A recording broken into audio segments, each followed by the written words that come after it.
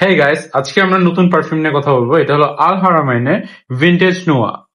আল হারামাইনের পারফিউমটা আমি ওদের স্টোরেজে পেয়েছি, অনলাইনে কোথাও অ্যাকচুয়ালি নাই। খুবই লো কি একটা পারফিউম, বাট এটার নোটস গুলো দেখে আমার খুবই ভালো লাগছে।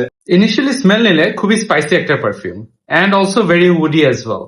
কিন্তু 1.5 আওয়ার্স থেকে 2 আওয়ার্স এর মধ্যে স্পাইসিনেসটা কমে যায়, তখন সুইটনেসটা বের হয়ে আসে।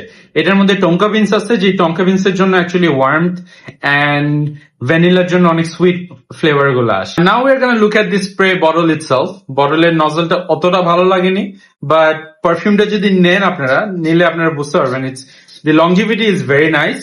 ডেফিনেটলি একটা উইন্টার পারফিউম, সামারের জন্য অনেক বেশি স্ট্রং এন্ড স্পাইসিনেসটা নাকে একটু হলেও লাগে। তাছাড়া প্রাইস নিয়ে যদি বলি, এটা 4,500 নিচে নিয়েছিলাম।